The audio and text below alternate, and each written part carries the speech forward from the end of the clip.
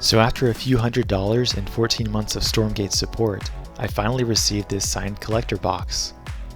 Signatures include founders Tim Morton and Tim Campbell, along with various developers on payroll at the time.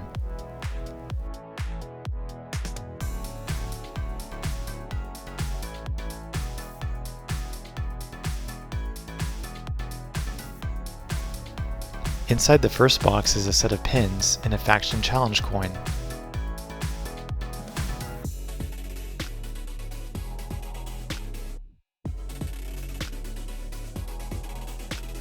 I especially like the Frost Giant Yeti pin.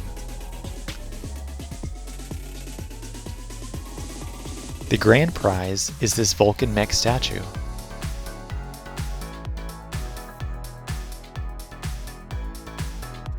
It looks like the jointed arms could move similar to an action figure, but alas, it's static.